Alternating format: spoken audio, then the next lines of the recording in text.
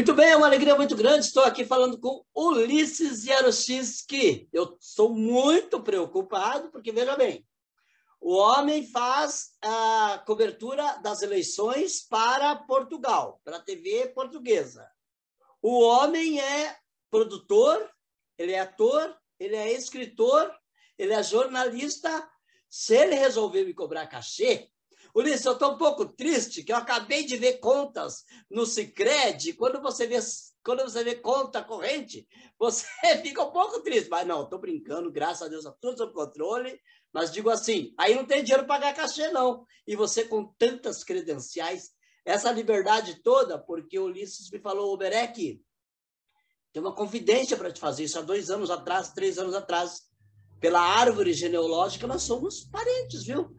Então, primos. Então, que alegria e que orgulho falar com o nosso escritor, o nosso amigo, o nosso telemaco-borbense, Ulisses Jaruzelski. Uma nova obra pintando por aí, né? Já publicada, já à disposição na Amazon. Vou deixar que você fale dela. Ulisses, novamente, desculpa uma abertura tão grande aí. Boa tarde. Boa tarde a todos os teus telespectadores, podemos dizer assim, porque canal de YouTube, canal na internet, não deixa de ser para telespectadores, porque a gente vê pela tela, seja pela tela do computador, pela telinha do telefone, seja até pela tela da televisão, porque muitos podem fazer aquele compartilhamento do celular jogar a tela para lá, né? Com a tela da televisão. Então, telespectadores. E falando para Cidade Nova, Harmonia, Lagoa, Araputi, Curiúva, Reserva, Ortigueira, Tibagi. Quando eu nasci, no meu registro de nascimento estava escrito, e continua escrito, nascido em Monte Alegre, distrito de Ventania, município de Tibagi. Então, eu sou tibagiano.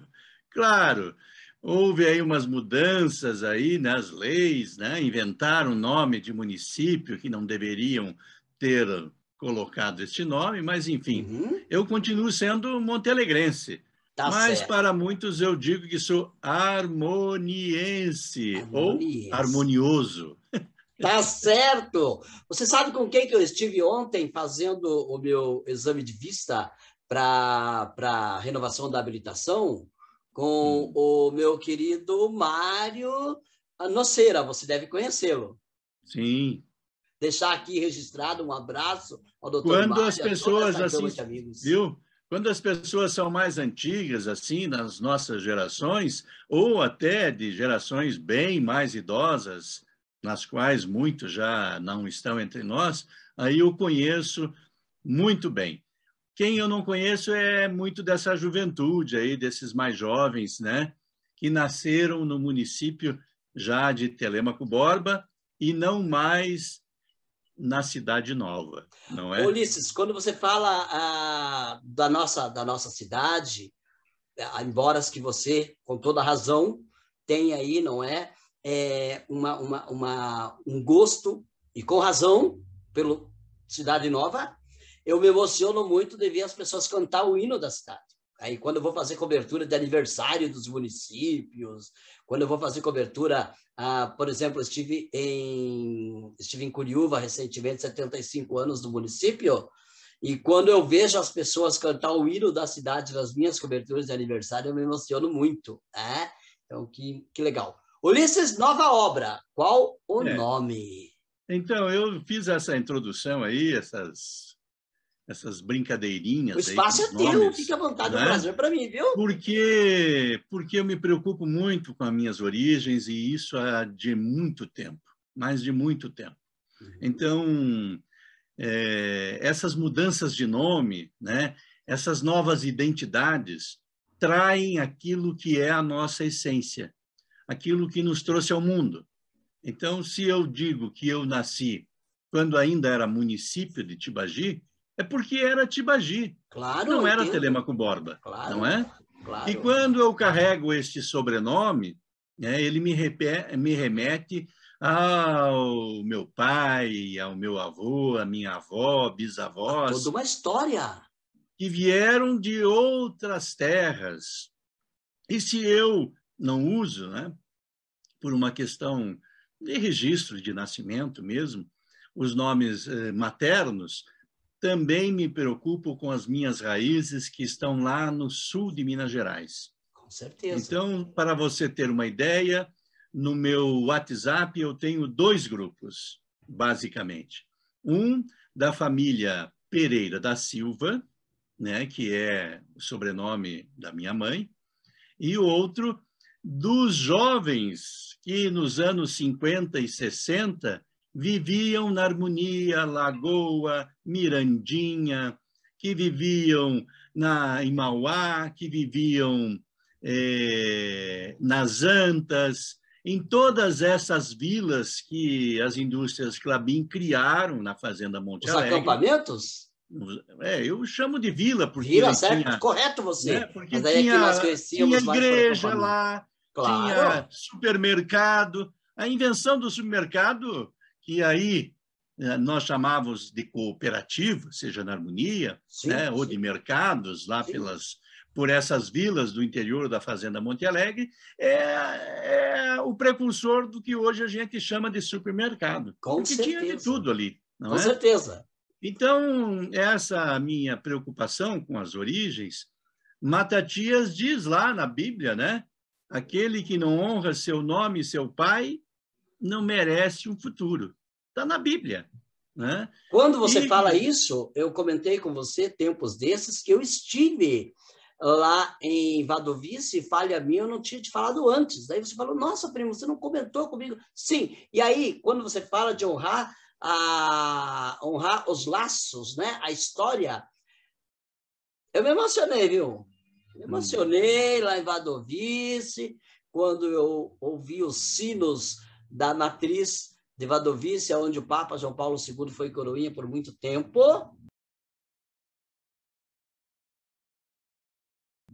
Onde o Papa João Paulo II fez sua última visita, ele havia tido uma queda, acho que no banheiro, enfim, no banho, quando já na sua alta idade, lá no Vaticano, e a fotinho dele com um band-aid, né? Com um curativinho pequenininho, lá cravada no altar de Wadowice, da capela onde ele foi coroinha, das proximidades aonde ele nasceu.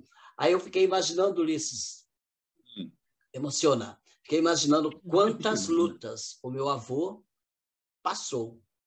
Quanta tristeza ele teve quando abandonou por obrigação, ou não continuaria vivo, a nossa querida Polônia, né? Então, que lindo, lindo você lembrar das origens aqui de Monte Alegre, de Cidade Nova. Lindo a gente lembrar dessas coisas formidáveis. E os polacos? Vamos falar dos polacos? Então, lá pelo ano de 1983, 84, 85, trabalhando como jornalista aqui em Curitiba, no Jornal do Estado, hoje mudou de nome, e eu fui designado para ser o editor de cultura, e que até então só se preocupava, né, quem me antecedeu, com espetáculos, com entretenimento naquele caderno de cultura. Então, eu busquei ampliar a cobertura, ampliar os temas, e comecei a colocar também questões sociológicas, questões culturais, questões tanto na área da música, do teatro, das artes plásticas, da história, dos costumes, das tradições, e fui a chegar a uma das minhas grandes reportagens na época, chamada A Curitiba que eu sou. Eu passei quase 3 meses entrevistando mais de 40 pessoas de várias áreas da cidade de Curitiba para tentar interpretar o que é Curitiba. O que era Curitiba naqueles anos 80. Né? E tive com isso que entrevistar gente de várias etnias, de várias profissões, de várias áreas, e rendeu 12 reportagens de página inteira, e o secretário do Estado da Cultura, na época, me presenteou com uma carta de merecimento, de elogios e tal. Ele está entre nós ainda? Não, já não está mais. Era o grande jurista paranaense René Dotti, que no passado foi ator de teatro, e muita gente não sabe disso. Mas René Dotti foi um nome na área jurídica no Brasil. E ele, na época, era o secretário de Estado da Cultura.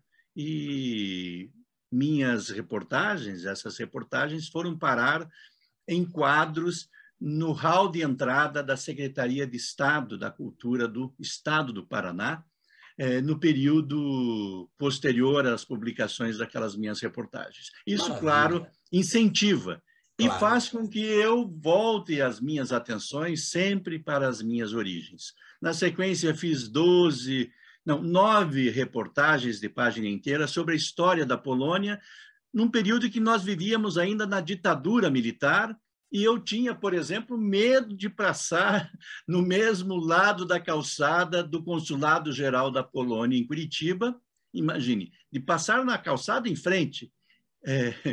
Como é que eu poderia ousar bater naquele portão para solicitar informações quando nós vivíamos aqui uma ditadura militar de direita e lá na Polônia uma ditadura de esquerda, não é? Um socialismo soviético imposto na marra para a Polônia logo após a Segunda Guerra Mundial. Então, foi difícil de fazer aquelas reportagens, mas isso foi me estimulando sempre a buscar pelas minhas origens.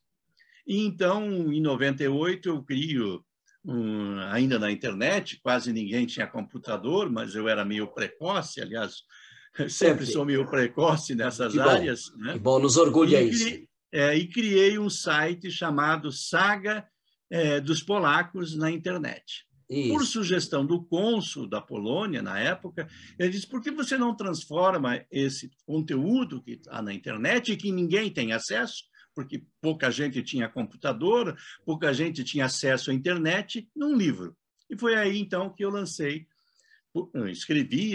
pesquisei bastante, um livro chamado Saga dos Polacos, a Polônia e seus imigrantes no Brasil. Saga dos Polacos é a primeira parte de uma trilogia, o primeiro livro lançado no ano de 2000, que é uma espécie de guia de todas as coisas que um descendente de imigrantes da Polônia deseja saber e não tinha acesso naquele momento.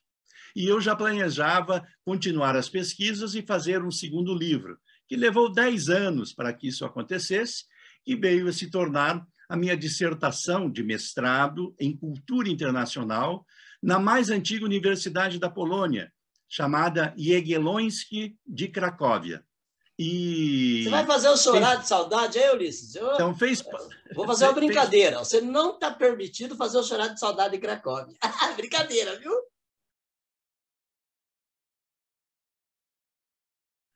Então, o segundo livro da trilogia foi Polaco, a identidade cultural do brasileiro descendentes de imigrantes da Polônia.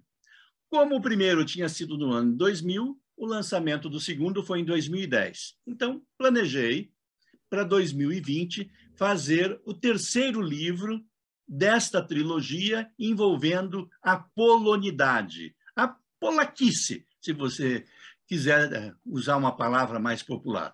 Então, chego aqui no ano de 2020 e a pandemia, né, impede muita pesquisa que eu deveria fazer em loco, impede também contatos com outras pessoas que poderiam me fornecer documentos para que eu continuasse esses meus estudos e a redação do livro.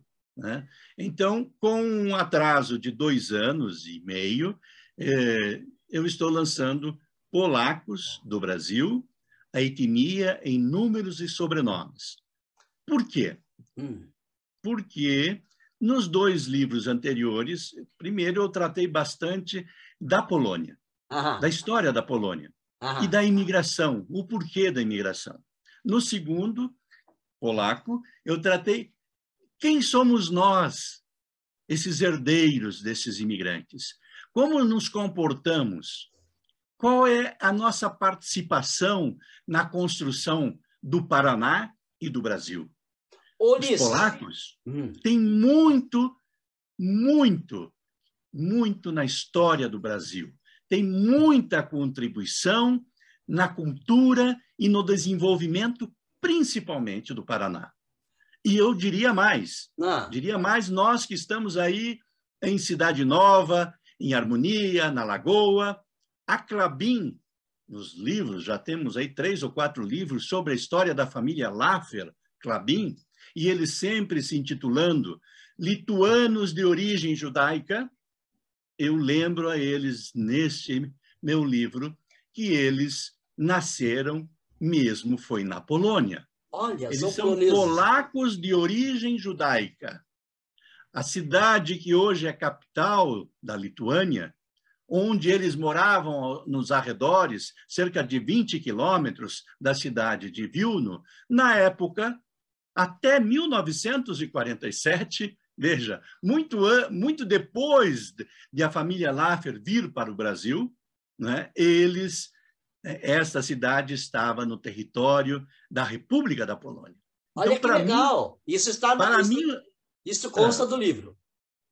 Para mim, Laffer, que é o nome original dessa família, saíram de uma propriedade chamada Klabinia, nos arredores de Vilno, então cidade polaca. Hoje, capital da Lituânia, em função dos acordos celebrados pós a Segunda Guerra Mundial, quando Joseph Stalin sentou-se à mesa das negociações com o presidente dos Estados Unidos, com o primeiro-ministro da Inglaterra, com o presidente da França, e resolveram dividir o mundo em 2 blocos. Lembra, nessa época, quem eram os presidentes dos Estados Unidos, da França? Era Truman, o grande inimigo, o grande traidor da Polônia, Winston Churchill, o britânico, que é um grande homem, mas, do ponto de vista da Polônia, um grande traidor, né? E o presidente Pompidou, da França, e Joseph Stalin, da União Soviética. Agora, o problema do delay aqui faz com que eu seja mal educado com você. Eu faço entradas aqui, na hora que você termina a tua ideia, o delay faz com que eu te interrompa. Eu peço desculpa, você é um grande produtor, você sabe disso, né? Ou essas interrupções abruptas por causa do delay. Ulisses, por que geralmente Malé, o Paraná como um todo, por que geralmente a gente tem mesclado ucranianos com poloneses nessas nossas colônias? Inclusive, se você me permite, se o Sicredi me permite, eu peço que nos municípios que o Sicredi aqui no Paraná, não é, tem uma grande gama de clientes, especialmente Malé, que é uma comunidade muito grande da Ucrânia, também de polacos, de poloneses, também Prudentópolis. Peço que vocês vejam esta matéria e adquiram o livro do Ulisses, porque é incrível, gente. Conta uma história formidável. Aí a pergunta que eu vou te fazer. Por que geralmente, Ulisses, meu querido, aonde vieram os ucranianos, aonde você tem a comunidade ucraniana, também você tem um grande número de pessoas da Polônia que chegaram? Bem, até 1922, e isso está não neste livro agora, né? Esse trata apenas da polaquice. Isso. Né? Esse publicado agora... explorando de você. Esse publicado no último dia 23 de novembro pela Amazon.com. Eu lancei, em função da invasão da Ucrânia em fevereiro passado. Em agosto passado, eu interrompi a produção do livro que eu lancei agora, semana passada, para escrever um outro livro, chamado Terras da Polônia, a história da Polônia desde a era quaternária, né? Desde antes dos dinossauros, para mostrar que povos transitaram naquelas terras da Europa Central, Que Nesse tribos momento, aqui do hoje, ladinho, então, só a o início palavra da Kiev conversa que o Ulisses, Canato. muito gentilmente, E o fez Canato comigo, eu a gostaria de chamar a conflito, atenção de todos, neste momento, se alguém por da acaso começou a ver a Ucrânia entrevista e de agora Rússia. para frente, Então, não deixe de este ver livro, Terras da anterior. Polônia, lançado no Ulisses, último que mês de presente que agosto, você nos dá trazendo né? Aham. Este livro Então, conta todas as terras, povo todos os ucraniano povos de que hoje passaram por ali. diz que as suas Ah. E esse origens povo, é em que Kiev, hoje se no intitula, Principado Kievano, e que nós os dando chamamos a de entender ucranianos, que aquele Ah. na verdade Canato de são Oleg o povo era desse ruteno. povo. E o Ah, povo E não é ruteno verdade. é um Aquele povo Canato que era se do divide povo sueco, entre que russos, tinha descido até ali. Da mesma bielorrussos forma, Ah. um outro e filho os de atuais Ruri ucranianos. E o vai nome em deles, direção a ao nação leste, deles é Rutênia. em direção E eles à são Ásia, chamados de e lá rutenos, cria porque esse foi o nome uma que outra cidade os fortaleza, conquistadores uma suecos, outra os cidade famosos estado, vikings, de nome, vikings naquela época, em sueco, em inglês, Moron, mas em língua Moron, portuguesa são os varengues. M-O-R-O-N, Esse é o nome que nós que devemos nós chamar os conhecemos hoje vikings. com o nome de Em português, Moscou. a palavra existente é varengue. Varengue. Eles criaram as cidades Fortaleza de Moscou, de Kiev e de Lviv. aham. Em Moscou estão os russos vermelhos. Em Minsk estão os russos brancos. Nós temos uma colônia bastante antiga entre Palmeira e Ponta Grossa dos russos brancos, que Olha são que os atuais bielorrussos. Olha que interessante. E esses que você me perguntou de Prudentópolis, de Irati, de Malé, de União da Vitória, de Cruz Machado, Aham. eles vieram para o Brasil como polacos russos ou polacos austríacos. Esse era o nome que estava no documento de viagem que essas nações invasoras da Polônia, da República da Polônia, porque a Polônia já era uma república, muito antes de Estados Unidos e França, no século XVIII, proclamarem a República. A República da Polônia é de 1569. Portanto, os reinos da Rússia, o Império da Áustria, o Reino da Prússia, que se transformou em República da Alemanha, invadiram a República da Polônia em 1795 e ali permaneceram até o fim da Primeira Guerra Mundial.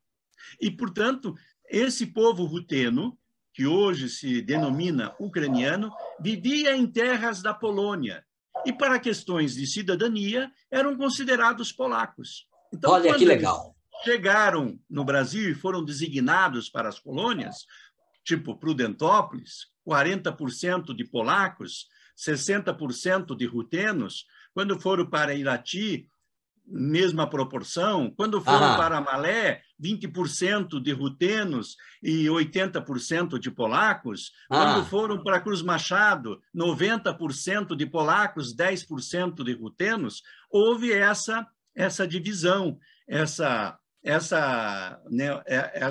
incorporação dessas etnias no mesmo espaço físico, que depois de colônias se transformaram em municípios. Né? Então, isso tá bem explicado no meu livro de agosto, Terras da Polônia, 350 páginas. Este de hoje, que nós estamos conversando, tem 660 páginas. Gente, é muita história. Gente, é muito estudo. Eu vejo que eu tive o privilégio de ter lá a minha família constada quando você fala, não é? Na questão daquelas pessoas que foram enterradas em harmonia. Eu fiquei muito feliz de ver ali, não é? Claro que da saudade, eu nem conheci meus antepassados, mas eu fiquei muito orgulhoso de saber que consta também o Omelec e tantas outras famílias ali. E quando eu vejo, gente, o estudo que o Ulisses faz aprofundado, leia, vale a pena. Ulisses, o problema é o seguinte, a conversa fica muito boa. Então, quem veja quiser lá. comprar, adquirir os livros anteriores do Ulisses, nós temos matérias muito legais, muito interessantes, feitas com Ulisses.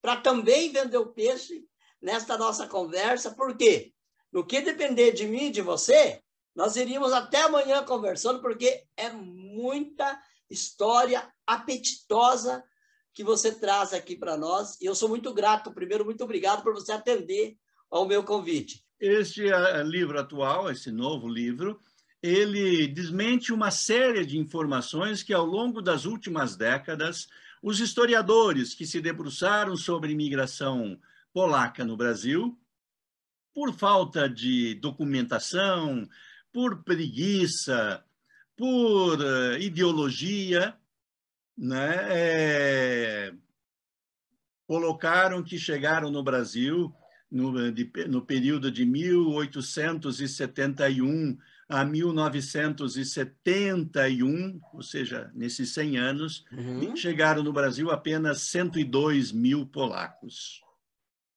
Não é verdade.